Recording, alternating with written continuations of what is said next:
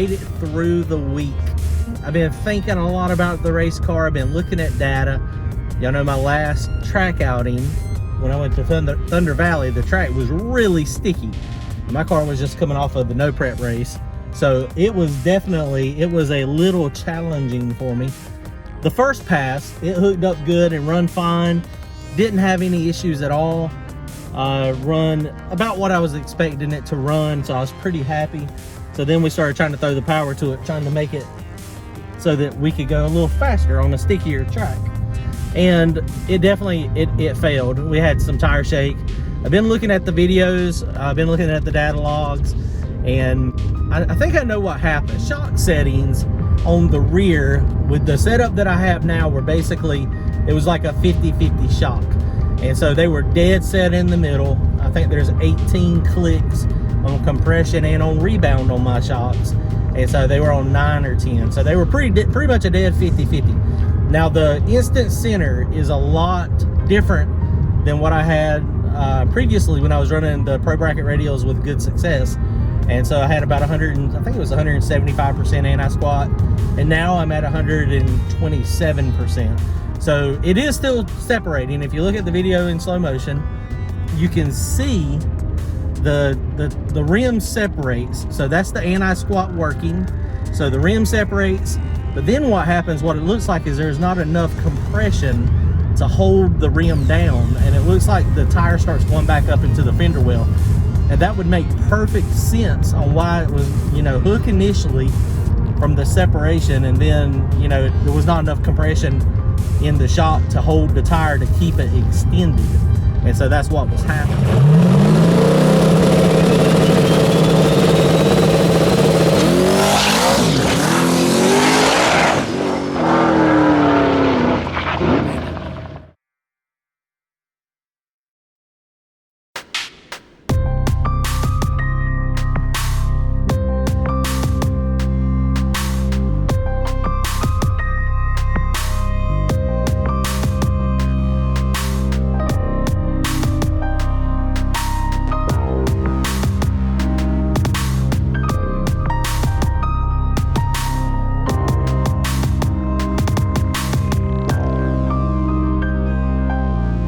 Was doing a little bit of tire shake too. We were trying different air pressures. We did 13.5 pounds and 15 pounds, and it shook on both of those. So we're going to do a little bit of work. I'm gonna probably take the 80 pounds off of the rear end, go ahead and get it off, and then set the shocks back the way they were on the back. It may, since it's got less anti-squat, the compression is definitely going to be the same, but the extension, it probably is going to need to be a little bit looser than what it was previously, because what happens, of course, the more anti-squat you have, the more violent it's going to try to separate.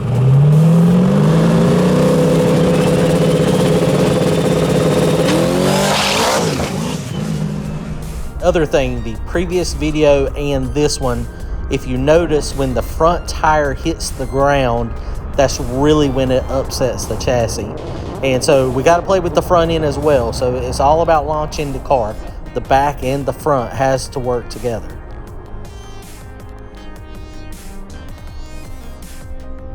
The front strut settings, right now it's on extremely loose on the extension, and the compression on the front strut is really tight, trying to keep it up in the air. So I'm gonna keep the travel probably about where it's at, and I'm gonna probably tighten up the extension so that it wouldn't flare up so fast. So I think that's what I'm gonna do. That's my game plan. You know, I might play with pressure a little bit more. I mean, these tires are super soft. So with them being so soft, it's just, you know, it's trying to wad the tire up a lot. I don't know where the point of no return is, you know, as far as making this thing too much like a basketball. So, I mean, 17, 18 pounds of air pressure on a 10-inch rim, it might just flare it up too much in the middle and I'll lose my contact patch. So, but we're gonna have to play with them. Okay, so here's the data log from the 2 passes where I spun. The solid line is the first pass. You can see I got back in, I don't know if y'all remember or not. The dotted line is the second pass. So you can see the first pass, it knocked the tires off a little bit sooner. It was at launch boost, target was at 10 PSI. It made 6.8 pounds of boost. And then second pass, it left on 5.2 pounds. So it was a little lazier, which is what I put in there for the ramp. And right here at this point, this is 0.7 seconds into the run, essentially 0.699. And first pass, it had 15.4 pounds of boost. And the second pass, it had 12.1. So you can see I really slowed the ramp down for that second pass. And with it still knocking the tires off, and that's where it knocked the tires off. It knocked the tire off right there. That's at that 0.7 seconds. And I don't have a data log. I don't have a data sensor on the drive shaft, but you can see the RPM jumps up. And so that's where it starts kicking the tire right there.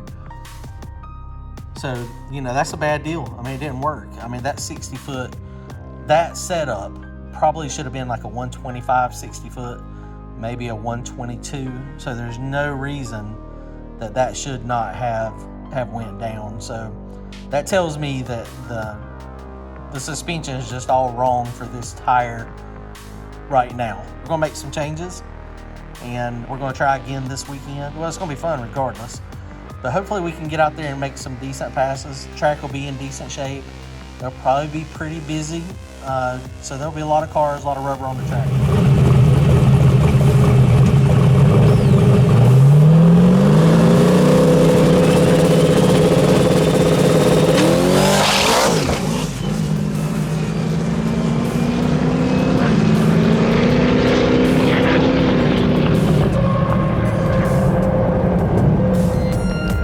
Well, and you could hear it in that last clip there. When I was slowing down on the last pass, it sounds like the tire shake destroyed the rear end. It's making a bunch of noise. So that's something I got to address. So Saturday, I'm going to be taking the car apart, pulling the cover off.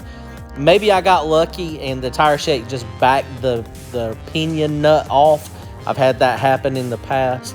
But the way it sounded, I didn't feel a vibration.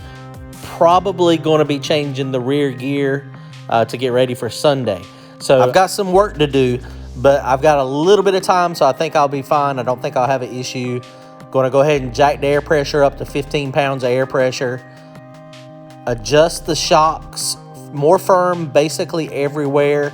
So that should hopefully control the tire a little bit better. And I'm still going to be working on power management as well. So got some work to do, but I think we'll be fine. So if you guys are close, we're going to be out at Thunder Valley on Sunday. It's going to be a test and tune and a small tire race. If you're on 28x10s, come at it, come have fun. I talked to Brian earlier today. I think he's thinking about bringing his car out. Be the first time it's been out all year, so he's pretty excited. I'm excited to see him back at the track with his. So we're going to have a good time. So we'll be at Thunder Valley Drag Strip. Y'all comment, like, and subscribe if you've not already done so. I appreciate it. We'll see you guys soon. Thanks.